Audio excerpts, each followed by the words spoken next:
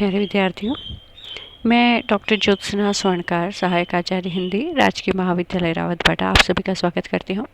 आज की क्लास में हम बिहारी की काव्य कला के बारे में पढ़ेंगे। बिहारी रीतिकाल की रीतिमुक्त काव्यधारा के रीति सिद्ध काव्यधारा के प्रसिद्ध कवि रहे हैं। इनकी काव्य की जो विशेषताएं हैं उनके बारे में आज हम पढ़ेंगे। उससे पूर्व हम उनके जीवन के बारे में भी कुछ जानेंगे। बिहारी का जन्म संवत 1595 ईस्वी ग्वालियर में हुआ था। ये जाति के माथुर चौबे चतुर्वेदी थे। इनके पिता का नाम केशव राय था। ये 8 वर्ष की अवस्था में थे तब इनकी पिता इन्हें ओरछा ले गए थे। उनका बचपन बुंदेलखंड में बीता। इनके गुरु नरहरि दास थे और युवावस्था में ससुराल मथुरा में व्यतीत हुआ। जैसे कि दोहे से प्रकट होता है, जन्म ग्वालियर जानिए खंड बुंदेले बाल, तरुणाई आई सुधर मथुरा बसी ससुराल। जयपुर नरेश सवाई राजा जयसिंह अपनी नई रानी के प्रेम में इतने डूबे रहते थे कि वे महल से बाहर नहीं निकलते थे और राजकाज की ओर कोई ध्यान नहीं देते थे। मंत्री आदि लोग भी इससे बड़े चिंतित थे, किंतु राजा के कुछ कहने की शक्ति किसी भी न थी। बिहारी को यह कार्य अपने ऊपर लिया और उन्होंने निम्नलिखित दोहा इस प्रकार राजा के पास पहुंचाया। नहीं पराग नहीं मधुर मधु नहीं विकास यही काल, अली कली ही सो बंधियो आगे कौन हवाल। इस दोहे ने राजा पर मंत्र जैसा कार्य किया। वे रानी के प्रेम पाश से मुक्त होकर अपना राजपाट पुनः संभालने लगे। वे बिहारी की काव्य कुशलता से इतने प्रभावित हुए कि इन्होंने बिहारी से और भी दोहे रचने के लिए कहा और प्रति दोहे पर एक स्वर्ण मुद्रा देने का वचन किया। बिहारी जयपुर नरेश के दरबार में रहकर काव्य रचना करने लगे। वहां उन्हें पर्याप्त धन और यश मिला। बिहारी की एकमात्र रचना सतसई सप्तशती यह मुक्तक काव्य है। इसमें 719 दोहे संकलित हैं। कुछ दोहे संदिग्ध भी माने जाते हैं। सभी दोहे सुंदर और सराहनीय हैं, तथापि तनिक विचार पूर्वक बारीकी से देखने पर लगभग 2 से दोहे में अति उत्कृष्ट ठहरते हैं। सतसई में ब्रज भाषा का प्रयोग हुआ है। ब्रज भाषा ही उस समय उत्तर भारत की एक सर्वमान्य तथा सर्वकवि सम्मानित ग्राह्य काव्य भाषा के रूप में प्रतिष्ठित थी। इसका प्रचार प्रसार इतना हो चुका था कि अनेक रूपता का आ जाना सहज संभव था। बिहारी ने इसे एक रूपता के साथ रखने का स्थित सफल प्रयास किया और इसे निश्चिंत साहित्यिक रूप में रख दिया। इससे ब्रजभाषा मंच कर निखर उठी। इस सतसई को 3 मुख्य भागों में विभक्त कर सकते हैं। पहला नीति विषयक, दूसरा भक्ति और आध्यात्म परक तथा तीसरा श्रृंगार परक। इसमें श्रृंगार रागात्मक भाग अधिक है। कला चमत्कार सर्वत्र चातुर्य के साथ प्राप्त होता है। सतसई की टीकाएं। सतसई पर बहुत सारे लेखकों ने कवियों ने टीकाएं लिखी हैं। कुल 54 टीकाएं मुख्य रूप से प्राप्त हुई हैं। रत्नाकर जी की बिहारी रत्नाकर नाम से एक अंतिम टीका है। यह सर्वांग सुंदर है। सतसई के अनुवाद भी संस्कृत उर्दू आदि में हुए हैं। कुछ कवियों ने सतसई के दोहों को स्पष्ट करते हुए कुंडलियां आदि छंदों के द्वारा विशिष्टीकृत किया है। अन्य पूर्ववर्ती कवियों के साथ भाव साम्य भी प्रकट किया है। कुछ टीकाएं फारसी और संस्कृत में लिखी गई हैं। टीकाकारों ने सतसई में दोहे के क्रम भी अपने विचार रखे हैं। साथ ही दोहों की संख्या भी न्यूनाधिक दी है। यह नितांत निश्चित नहीं कि कुल कितने दोहे रचे गए थे। संभव है जो सतसई में आए वे चुनकर कुल दोहे 700 से कहीं अधिक रचे गए होंगे। सारे जीवन में बिहारी ने इतने ही दोहे रचे हों यह सर्वथा मान्य नहीं ठहरता। सतसई पर कतिपय आलोचकों ने अपनी आलोचनाएं लिखी हैं। रीतिकाव्य में ही इनकी आलोचनाएं चलती आ रही हैं। प्रथम कवियों ने सतसई की मार्मिक विशेषता को सांकेतिक रूप से सूचित करते हुए दोहे और छंद लिखे। उर्दू के शायरों ने भी इस प्रकार किया है। यथा सतसैया के दोहरे ज्यो नावक के तीर, देखन में छोटे लगे गाँव करे गंभीर। बिहारी की बलागत और ब्रजभाषा की शायरी हमें तारीफ करने के लिए मजबूर करती है। इस प्रकार कितनी ही उक्तियां प्रचलित है। विस्तृत रूप से सतसई पर आलोचनात्मक पुस्तकें भी इधर निकल गई हैं। साथ ही आधुनिक काल में इसकी कई टीकाएं भी प्रकाशित हुई हैं। इनकी तुलना विशेष रूप से कविवर देव से की गई और एक प्रकार से देव को दूसरी ओर बिहारी को पढ़कर सिद्ध करने का प्रयत्न किया। 2 पुस्तकें देव और बिहारी पंडित कृष्ण बिहारी मिश्र लिखित तथा बिहारी और देव लाला भगवान दीन लिखित उल्लेखनीय है। रत्नाकर जी के द्वारा संपादित बिहारी रत्नाकर नामक टीका और कविवर बिहारी नामक आलोचनात्मक विवेचन विशेष रूप से अवलोकनीय और प्रामाणिक है। अब हम बिहारी की काव्यगत विशेषताओं के बारे में पढ़ेंगे। सबसे पहली जो विशेषता है वो वर्ण विषय, यानी किस विषय पर उन्होंने सबसे अधिक लिखा है। बिहारी की कविता का मुख्य विषय श्रृंगार है। उन्होंने श्रृंगार के संयोग और वियोग दोनों ही पक्षों का वर्णन किया है। संयोग पक्ष में बिहारी ने हाव भाव अनुभवों का बड़ा ही सूक्ष्म चित्रण किया है, इसमें बड़ी मार्मिकता है। संयोग का एक उदाहरण देखिए। बतरस लालच लाल की मोरली धरी लुकाए, सोह करे भोनू हंसे, देन कहे नटी जाए। बिहारी का वियोग वर्णन बड़ा अतिशयोक्तिपूर्ण है।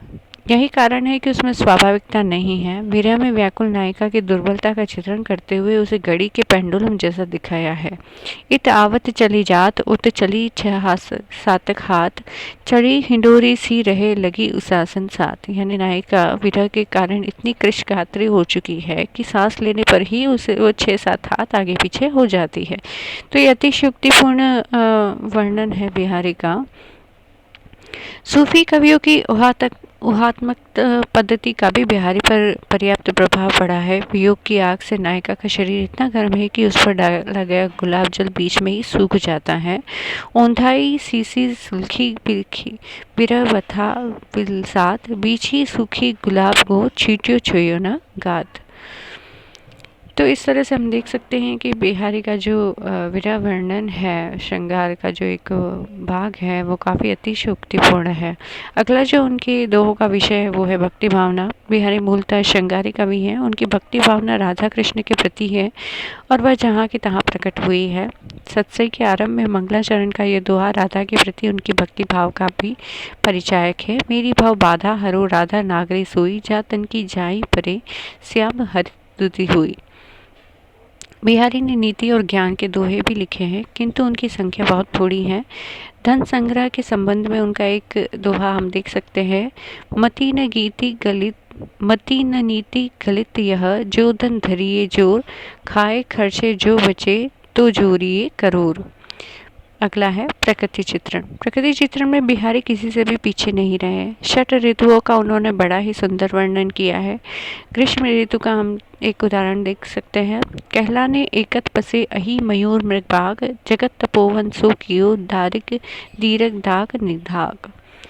बिहारी गांव वालों की आसक्ति का उपहास करते हुए कहते हैं, कर फुलेल को आचमन, मीठो कहत सराही, रे गंधी मति अंध तू इत्र दिखावत काहे। बहुज्ञता। बिहारी को ज्योतिष, वैद्यक, गणित, विज्ञान आदि विविध विषयों का बड़ा ज्ञान था, अतः उन्होंने अपने दोहे में उसका खूब उपयोग किया।